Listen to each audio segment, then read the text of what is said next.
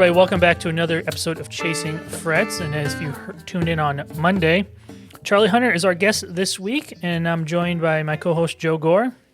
Hi, everybody. And boy, we're having fun with Charlie this week. What a great guy. Oh, he's so great to talk to. And today's episode is going to be focused on kind of his career as a sideman, which I know even Charlie alluded to in the episode. Joe, you have quite a bit of experience with as well.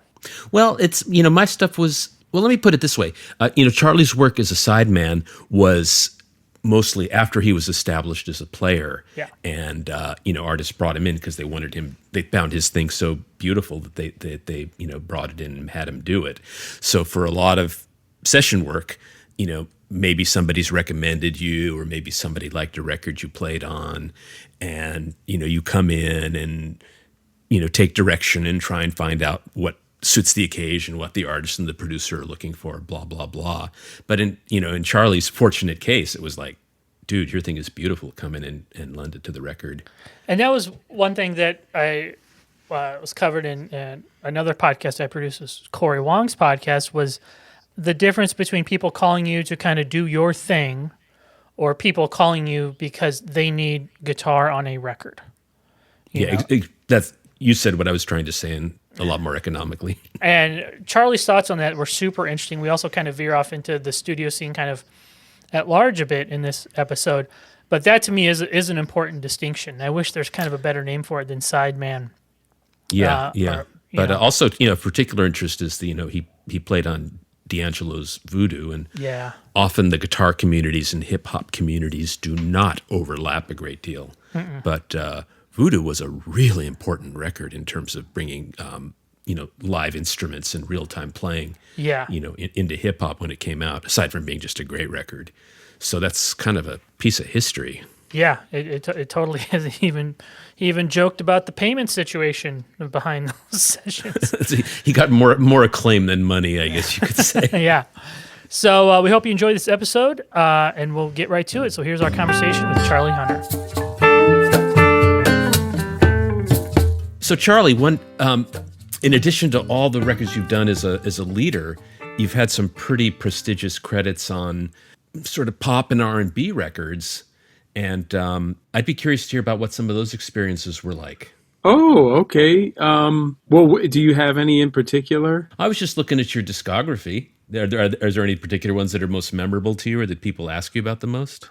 I mean, I think the ones people ask me about the most are the Voodoo one with D'Angelo and the one with John Mayer, because those are such big stars, I mean, the D'Angelo thing was a trip. I mean, he just called me because he saw me on BET back in the mid-'90s, because BET had a thing they did, Bet on Jazz, and they were making content, but they just didn't have enough content. So if you were lucky enough to be their content, they just played you all the time.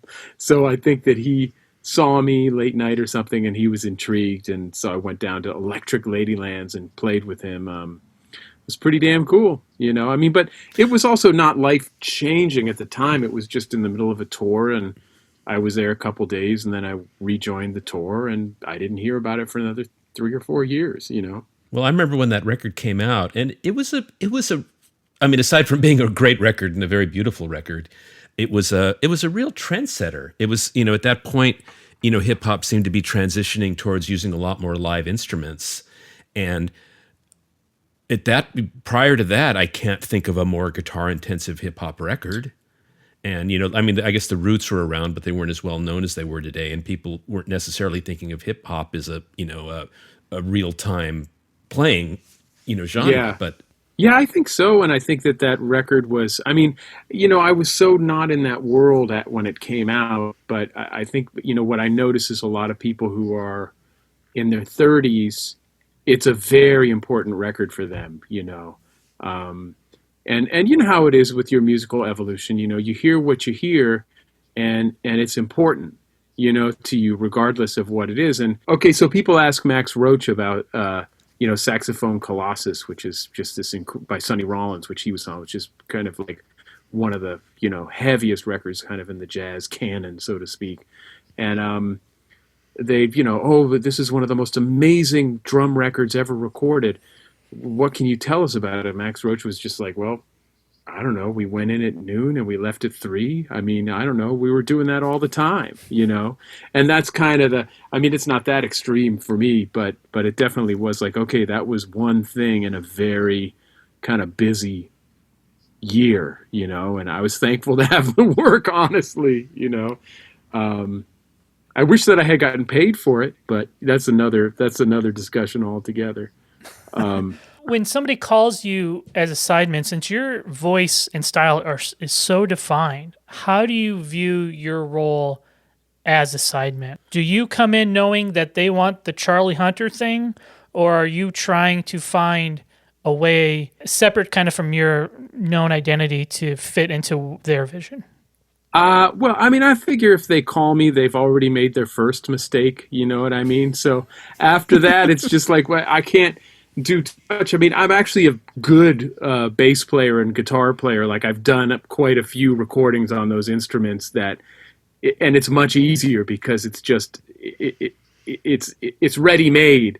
Whereas my instrument is this, and the way I play it is just this weird thing that's kind of, it's more of a live thing than anything else. And I guess if people want it, they want that thing. So I just try to play as good as I can, honestly, you know, and not get too in the way or try too hard, you know. Maybe sideman wasn't the right term for us to use because, a lot of times when you get a call to play on something, it's somebody gave the artist your name and said, oh, this person can play, or somebody says, oh, this person can do interesting things, see if they can come in and add anything. But it seems like in most of these cases, the artist knew quite well who you were and wanted you to come in and be Charlie Hunter, not play this little line I have in my head, I'll sing it for you. Yeah, they wanted that vibe, which was cool, you know, and it was a challenge for me. And with John Mayer, he used to come to my shows when he was younger, and has always been real nice and kind of supportive. And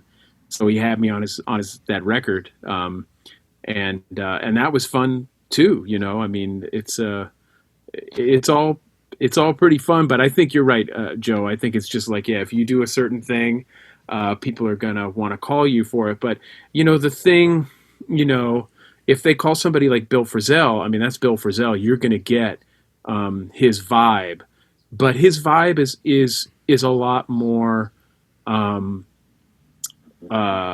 versatile than mine in terms of if you're going to call someone, and also he's fucking Bill Frisell, he's fantastic. But if you're going to call somebody, because he's not, if you're going to call somebody like me, potentially it's taking up so much bandwidth that it's a real risk, and a lot of the people that are making those kinds of big records generally tend to be pretty risk averse. And I get it, man. You're, especially back in the day, you're spending a lot of money on studio time and all this other stuff, take a chance on some weird guy and his weird instrument instead of calling a bass player and a guitar player or whatever. That's definitely a leap of faith, These days, you mostly don't play in ensembles with multiple guitars. Though, of course, a lot of people first became acquainted with your playing when you were in T.J. Kirk with John Schott and Will Bernard. But with the John Mayer record, he's quite an accomplished player. What was it? How did it affect the equation that you're a foil to another formidable guitarist? Oh, I don't mind, man. I just will support and just try to stay out of the way, really, I honestly don't enjoy guitar solos that much, if I can be totally honest. It's a little bit goes a long way. It's like salt. How much salt do you want to eat? You know what I mean? So for me, the joy comes in kind of directing the groove and playing in that role. And occasionally I'll definitely like to throw a right hook or a jab or something like that. But for the most part, I just don't need to have that kind of thing. And also I just, as we all know, we just have so many friends that are damn good at that too. And they love to do it, so I'll let them do that, There are a couple more appearances you made on records that I want to ask you about. And the first one was about on the Pat Martino Both Sides Now. Tell me what that experience was like for you. I mean, that was great because I was such a fan of Pat's. The record, what's that record called? Desperado, where he's playing that. You guys know that record? He's playing a 12-string electric with but it's not octaves. It's doubled. All the strings are doubled. I have no idea how that guitar stayed in tune, or even. I mean, it must have had like a train, like a railroad like tie for a truss rod. You know. Also, it must have had a special bridge because Yeah, right. I didn't even think about that. two sixth strings together take up out. How do you? You have to put them a quarter inch apart so they don't whack into each other. Exactly, right, totally. So, I got into I discovered that record. I was like, holy fuck, what is this, And then I got really into his playing and checked out his whole thing and kind of became a fan. And because I was on Blue Note at the time, they hooked me and Scott Amendola up with him. And that was, it was a blast. We played like a Stevie Wonder tune. And we recorded it with the guy, Malcolm Cecil, who actually recorded Stevie Wonder doing that song, which is pretty damn cool. This has got to be going back 25 years or something like that, So to wrap up this episode today, Charlie, if somebody wanted to really, now, admittedly, like we covered before, people call you for kind of your own thing, but what's some advice you could give to a younger musician who wants to make a career more as a side person on playing on other records?